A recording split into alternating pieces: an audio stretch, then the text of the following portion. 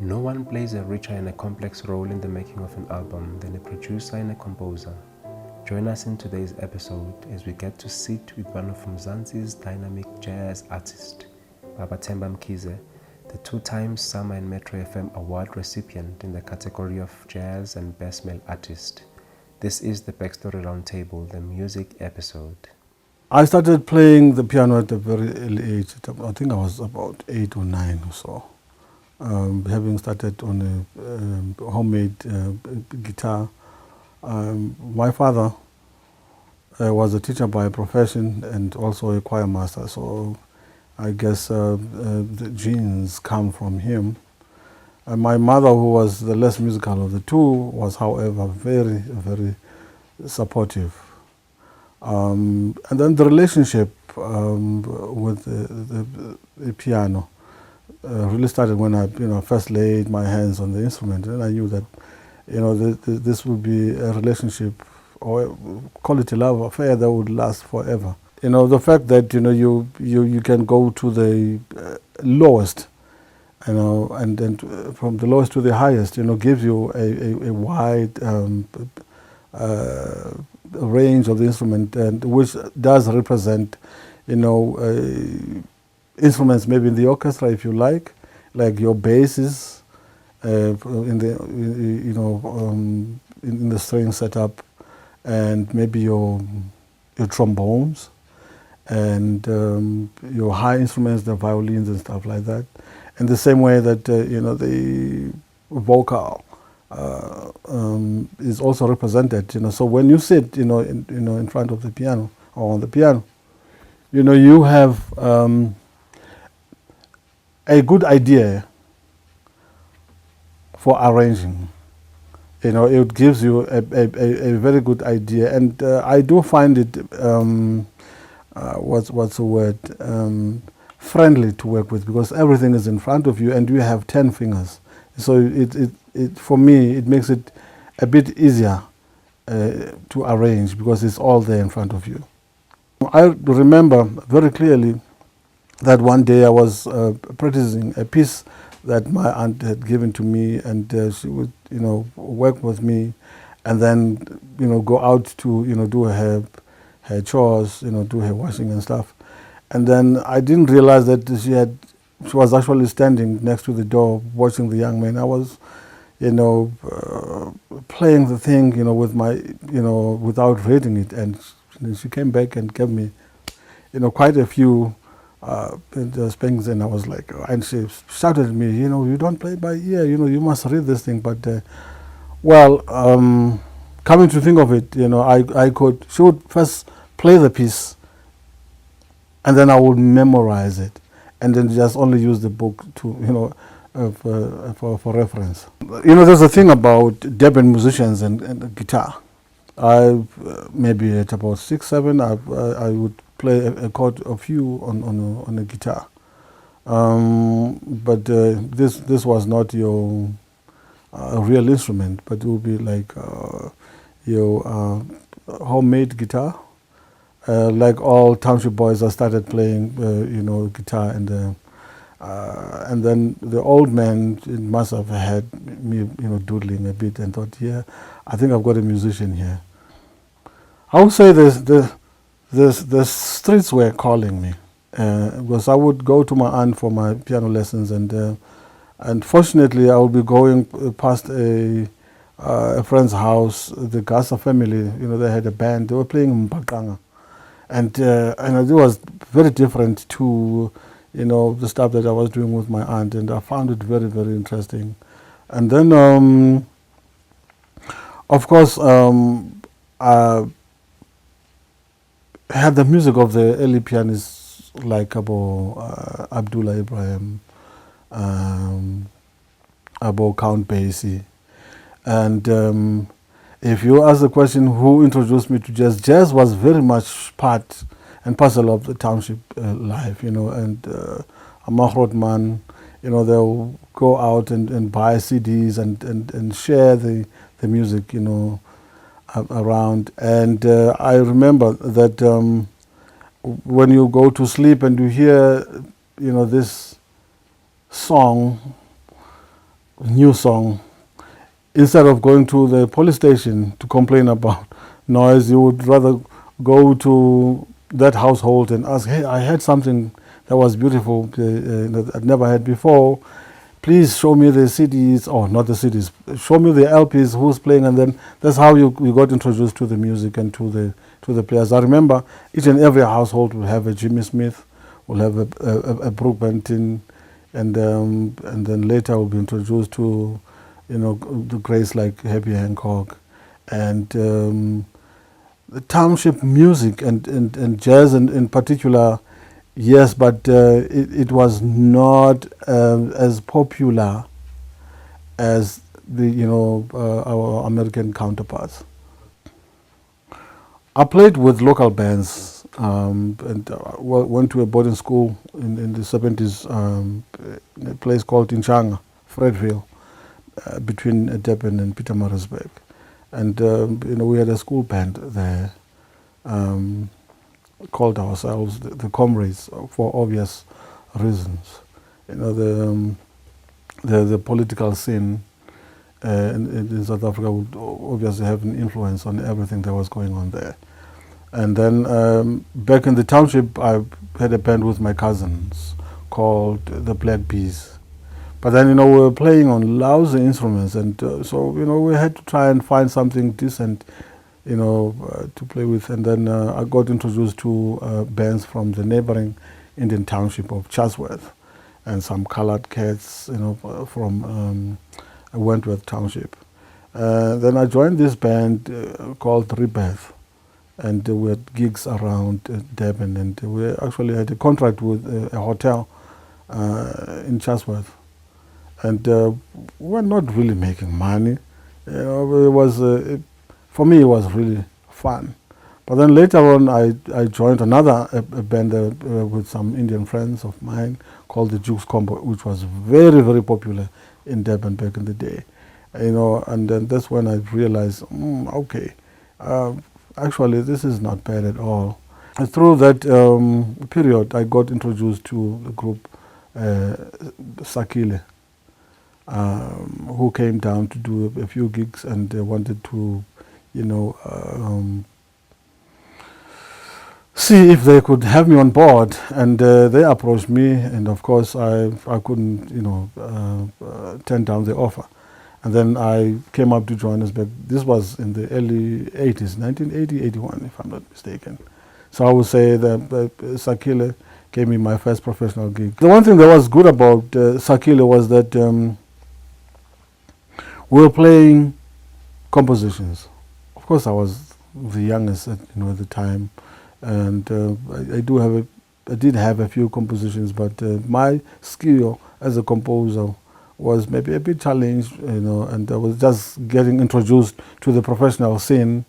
But the good thing about that group is that it introduced me to the world of creating your own music and performing your own music and sharing it with your audiences who would not have heard the songs before, as opposed to the stuff that we were doing before, which would be cover songs, stuff that your audiences will be familiar with. 1986, I got introduced to Obabukaifa Semenya, who had written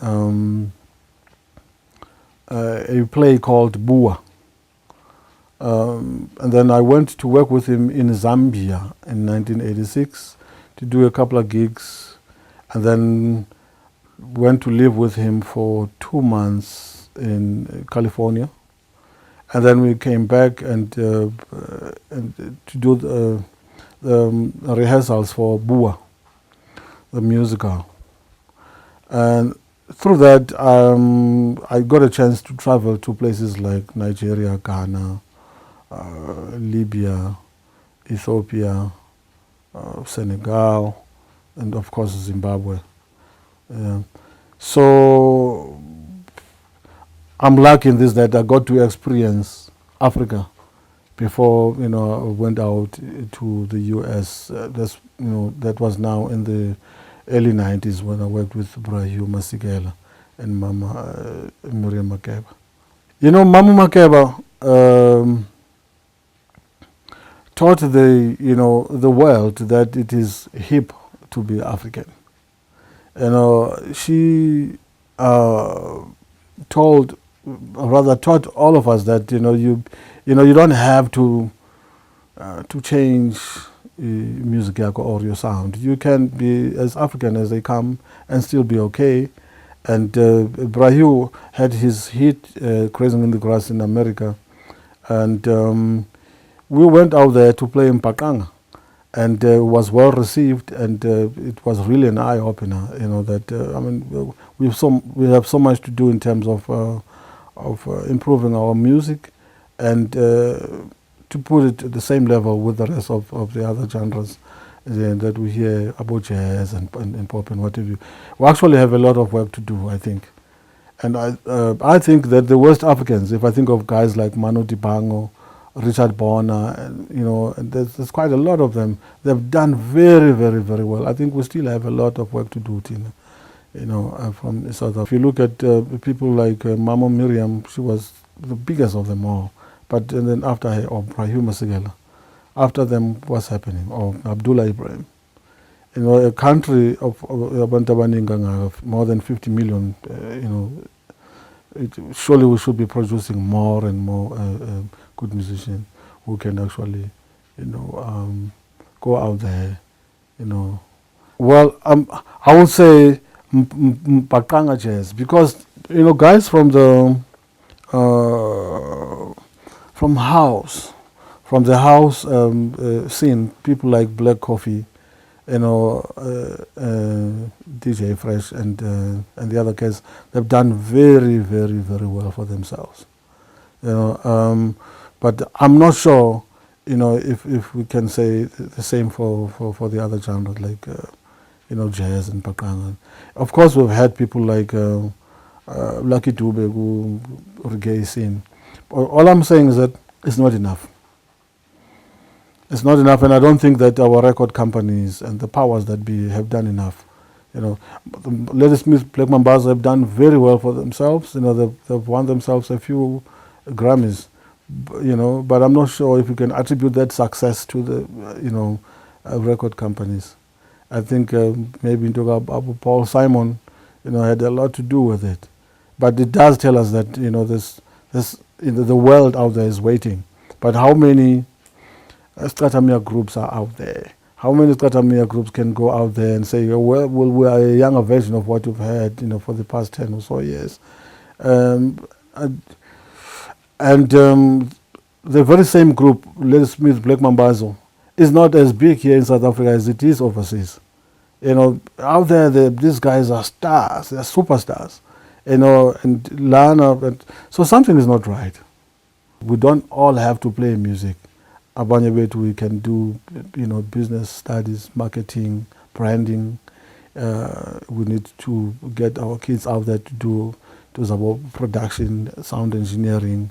We need to do some research.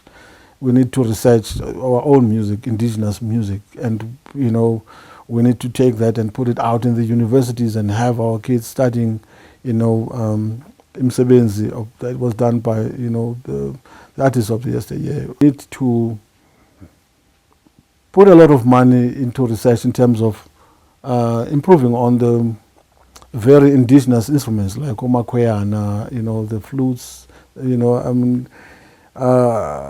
there's a lot of work to be done. I don't think that the government can do it all by themselves, and I think until we all come to the party and realize that there's actually money, first of all, to be made here, because I want to be a business. I know their heads think like that. It's like, how much money am I going to make out of this? Is it worth it? Yes, there's money to be made in music. It's absurd that we wait for a Cape Town Jazz Festival and or a Joy of Jazz. It's like this is the gig that is going to make or break me. No, it shouldn't be like that. These gigs, they come only once a year. We should be having more and more platforms. So I would say the one thing that was interesting with working with groups like Sakila and Bayete was that we used to do a lot of gigs around the townships. And black people were not allowed to perform, in the white suburbs, and we all know the story. But it's strange, to note that we used to work more before 1994 in the townships. There was more gigs in the townships. And what has happened to those venues? Ama Hall in Diepkloof, a hall in Umlazi. This is where we honed our skills. But the venues are there. I think they need to be pepped up a little bit, refurbished a little bit, and have these venues as as your Apollo in the Apollo Theater in New York. So young kids would go out and study music and say, I have a dream one day to play at that hall, in D section Umlazi or wherever. I went to see Joe Sample's performance a year or so ago, and it was full. I was amazed. People my age, they came out to see the old man, tinkling on the ivories. And I thought, if we should all come out in numbers, why is it that we can't support someone like Peggy Mselebu, who was indeed a great, great musician? Well, that's because people do not know about Peggy Mselebu. And how are they going to know about him? His music is not played on the radio, not on TV. When last did you hear a Mambazo song on the radio? They win awards, but you don't get to hear about them. So, we need to challenge the government. We need to play more South African music. Lentoga 50-50 doesn't do it for me. How about 20, 80-20? That would change the whole complexion of the scene, because it would mean more gigs for composers, more gigs for sound engineers, more gigs for everyone, because you'll have the platform. This music is going to be played where on the radios, everything is. So the freedom, yes, we did get our freedom, but what does it mean to the artists? It means we're all fighting for a space like Panel with Abu Michael Jackson, with our greats like Abu Happy Hancock and other great musicians that we talked about. But how about hearing more Hugh Masekela, hearing more Abdullah Ibrahim, more Makeba? What's wrong with that? When I started working with Sakila, of course, it was my first professional gig. I'd never been in a studio before, but I was really, really fascinated. So when we did our second album, which was not as popular as Sakila's self-titled album, this one was called New Life. And then I got a chance to compose a few songs and to toy with the synthesizers in terms of adding sounds and stuff like that. I would say my first love for production started there. But then when Hugh Masekela came back from exile, he approached me and said to me, hey, I see you as a record maker. Hugh, I take my hat off for him for having realized that, I'm a record maker or producer. And then over the years, the material had been piling up. I'll be working with Abu Hugh, Abu Mamus Bongile, or the other bands, Abu Sakila Bayete. And then in the mid-90s, I was working with Mamus Bongile and we're doing a gig in London with some celebrated singers like Abu Umu Sangare, Abu Anj, Sali Nyoro. And there was a gentleman from Sony UK, Adam. He came to our gig and said, hey, I like what you are doing with these songs, because I know these songs. I have a few albums from Umu Sangare and these guys. And then he said to me, have you ever thought about doing your own album? So it so happened that, we had a representative from Sony South Africa, a guy by the name of Duncan Gibbons. And I said, yes. I've been thinking about it, lately, and then Duncan jumped and said, whenever you make that decision, please know that you have a home at Sony Music South Africa. So when I came back and I started collecting the material, that I've been working on, compositions, and putting them down, and I realized that, okay, actually, I have enough songs here to come up with an album. One of the things that I wanted to do on my first album was to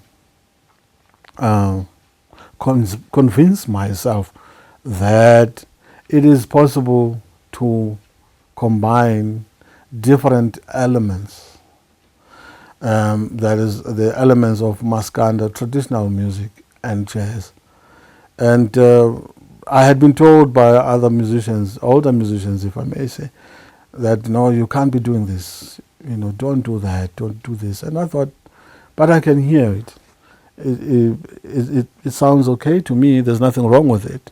So my first album was also about experimenting with the idea of combining, the two worlds of South African traditional melodies and jazz music.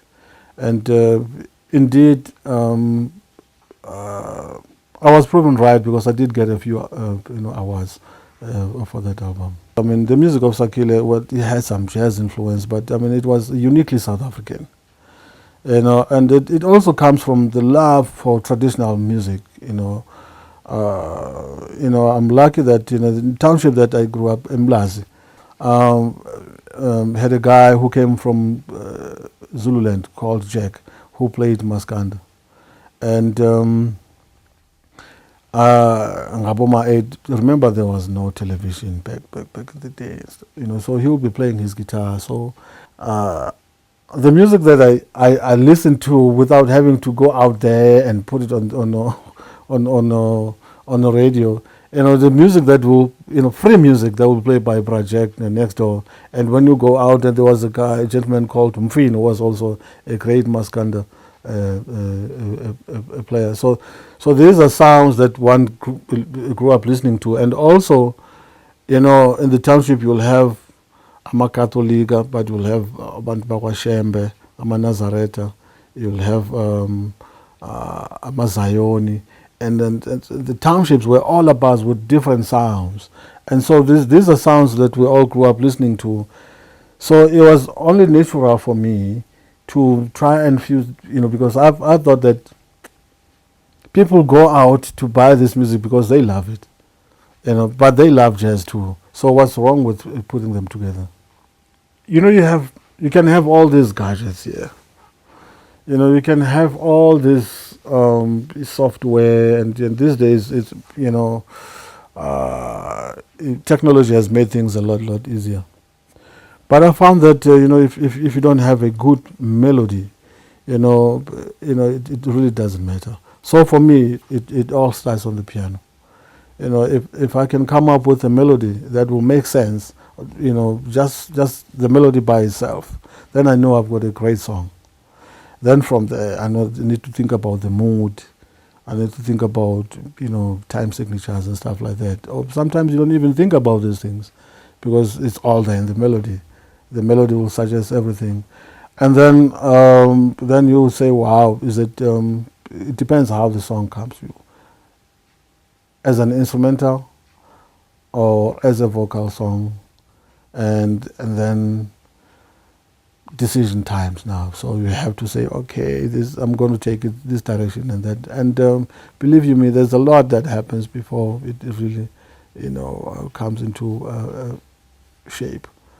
You would work on it. Sometimes you work on months in one piece of music. Sometimes it just takes like a couple of minutes. 5-10 songs is done, because everything comes at the same time. And so it doesn't sound contrived to you. If it sounds natural, but today, because now we live with our grandson, who's very musical, I would know if he hums the tune. He remembers just about everything. If he can remember that melody, then I know I've got a great piece of music there.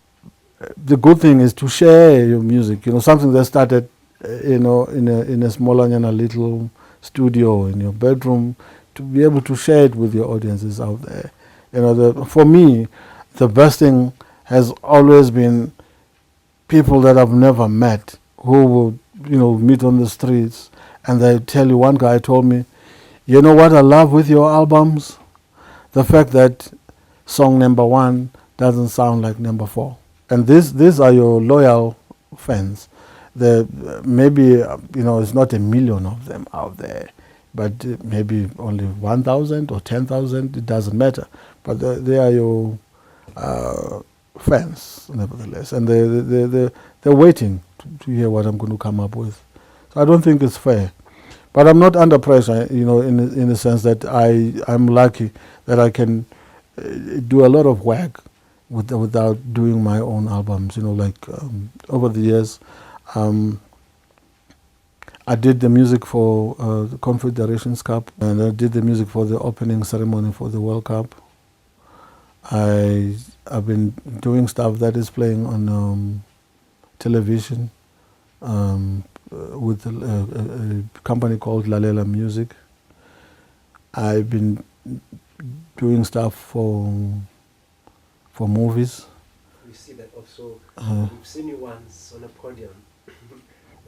Julius Puma's live DVD. Yes. So I want to touch on that a bit as well. Besides just your albums, you've managed to cross over to movies, to commercial, to music direction. Yes. And in fact, when you read the interviews on magazines and papers, Julius Puma herself attests that the best quality of music in that live recording, she credited to you.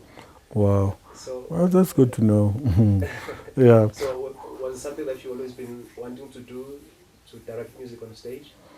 Yeah, I've been doing a lot of that. I've been directing music for plays. Like I did music for Milestones, which I got an award for. I've been directing music for a musical called Kwela Bafana. Been working with a Sibigwa Theatre from Pinoni. And recently I did something with them about the last few months of the great King Shaka Zulu, called Played Ilembe. I did the score for that. I've been directing music. I've been directing music for Mamu Sbongile and Nabo Mamu, the late Mamu Makeba. And I also did a songbook album with a group from a big band from Stuttgart, Germany, called SWR.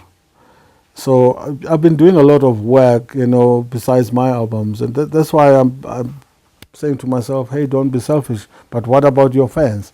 And I've been promising them forever that I'll be coming up with my, the album, but I hope that next time, we sit and talk like this, the album will be out. I love performing. I won't say the names, but there's some great musicians that I really look forward to performing with them. When you do not know that you may have played these songs a couple of times, but you really do not know how it's going to come out today. And I love performing. I like to be on my toes. I like performing with guys who will challenge you, who are unpredictable. And for me, sitting in the studio, working in the studio is nice, but there's also the question of cut, as in the movie world where you do films.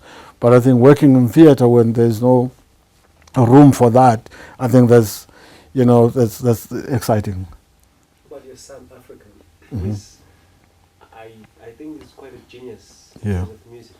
When you listen to his songs, did you have anything to do with his music career choice as a father? No, well, the one credit I can take from that is that I was his first teacher. As we said earlier on, I did study a bit of classical music, but then regrettably left it to start playing by ear. So the one thing I did was to make sure that he reads in music and got him a music school, National School of the Arts in Braamfontein. And the one credit that I can take for his success is providing him with the atmosphere that is conducive for him to be a musician that he is. But then again, having said that, Africa is, I share the house with my kids and my beautiful wife Ubusi, and who has been very, very, very supportive. So I don't think it's fair for me to take all the credits for providing Africa with the environment that's conducive for him to become the musician he is alone. I don't think I should take that credit alone. I should share that with my wife. Would have loved to have worked with would be the late Princess Makoko. I think she was one of the greatest artists ever.